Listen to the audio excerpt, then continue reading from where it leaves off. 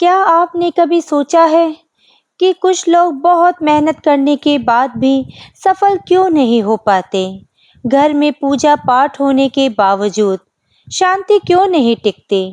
बार बार काम बिगड़ना, घर में कलह, अचानक बीमारी, पैसों की तंगी और बिना कारण मन का भारी रहना। कई बार इसका कारण केवल ग्रह दोष नहीं होता, बल्कि एक ऐसी भूल होती है जिसे आज की पीढ़ी ने लगभग भुला सा दिया है, और वो है अपने कुल देवता को भूल जाना। जिसे आज की पीढ़ी ने लगभग भुला दिया है, और वो है अपने कुल देवता को भूल जाना। जी हाँ, सनातन धर्म में कुल देवता केवल पूजा करने के लिए नहीं होते। वह उस अदृश्य शक्ति का रूप है जो पीढ़ियों से पूरे वंश की रक्षा करती आई है। लेकिन आज लोग नए नए मंदिरों में तो जाते हैं, हर देवी देवता की पूजा तो करते हैं, पर अपने कुल देवता का नाम तक नहीं जानते। और यही भूल धीरे धीरे पूरे वंश की सुख शांति को कमजोर करने लगती है। कहा जाता है जिस घर में कुल देवता का स्मरण बंद हो जाता है, वहां से बरकत भी धीरे धीरे चली जाती है। घर में पूजा तो होती है, लेकिन मन शांत नहीं रहता। रिश्ते होते हैं, लेकिन प्रेम कम होने लगता है।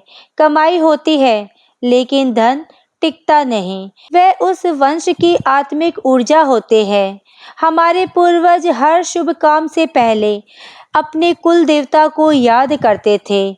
विवाह हो, नया घर हो, बच्चे का जन्म या कोई यात्रा, सबसे पहले कुल देवता की अनुमति और आशीर्वाद लिया जाता था, क्योंकि वे जानते थे अगर कुल देवता प्रसन्न है तो रास्ते की बड़ी से बड़ी बाधा भी हट सकती है। लेकिन आज लोग आधुनिकता में इतने खो गए हैं कि उन्हें अपने ही भूल का ज्ञान नहीं रहा। कुछ लोग तो ऐसे हैं जिन्होंने वर्षों से अपने कुल देवता के मंदिर में कदम तक नहीं रखा, और फिर कहते हैं पता नहीं जीवन में इतनी परेशानियां क्यों हैं। दोस्तों, हर परेशानी का कारण कुल देवता नहीं होते, लेकिन कई बार जब पूरा वंश अपने रक्षक को भूल जाता है तो जीवन की ऊर्जा बिखरने लगती है। पुराने ग्रंथों में एक बात कही गई है, जिस वंश का कुल देवता से संबंध टूट जाता है, वहां पूजा भी अधूरी मानी जाती है। अब आप सोच रहे होंगे, आखिर कुल देवता होते कौन है? कुल देवता वह दिव्य शक्ति है जिन्हें आपके पूर्वजों ने अपने रक्षक के रूप में स्वीकार किया था। किसी के कुल देवता भगवान शिव होते हैं, किसी के हनुमान जी, किसी के भैरव बाबा, तो किसी के देवी माँ का कोई विशेष रूप। ये पीढ़ियों से उस परिवार की रक्षा करते आए हैं, इसलिए उन्हें वंश रक्षक भी कहा जाता है। लेकिन दुख की बात यह है, आज कई बच्चे को अपने दादा दादी का नाम याद है, लेकिन कुल देवता का नाम नहीं। और जब इंसान अपनी जड़ों को भूल जाता है, तो जीवन में स्थिरता भी धीरे धीरे खत्म होने लगती है।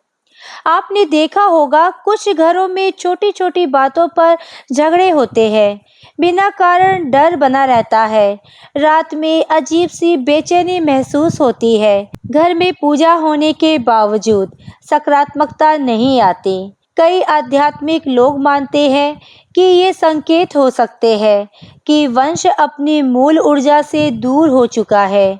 लेकिन अब घबराइए मत। अगर आज तक आपने कुल देवता या कुल देवी की पूजा नहीं की, तो भी शुरुआत की जा सकती है। सबसे पहले अपने घर के बड़े बुजुर्गों से पूछिए कि आपके कुल देवता कुल देवी कौन है। अगर पता लग जाए तो हर दिन केवल एक दीपक जलाकर उनका स्मरण कीजिए। कोई बड़ी पूजा करने की जरूरत नहीं है, सच्चे मन से लिया गया नाम ही काफ़ी है। और अगर कुल देवता का पता ना हो तो ईश्वर से प्रार्थना कीजिए, हे मेरे वंश के रक्षक, यदि मैंने आपको भुला दिया हो तो मुझे क्षमा करें और सही मार्ग दिखाइए। विश्वास मानिए, जब मन सच्चा होता है तो रास्ते अपने आप बनने लगते हैं। धीरे धीरे घर का वातावरण बदलने लगता है, मन शांत होने लगता है, रुके हुए काम बनने लगते हैं और सबसे बड़ी बात, एक अद्भुत सुरक्षा का एहसास होने लगता है। याद रखिए, पेड़ कितना भी बड़ा क्यों ना हो जाए, उसे शक्ति उसकी जड़ों से ही मिलती है।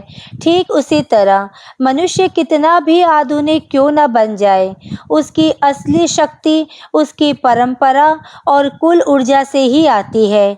इसलिए अपने कुल देवता को कभी मत भूलिए, क्योंकि जो अपने रक्षक को भूल जाता है वह धीरे धीरे भीतर से कमजोर होने लगता है।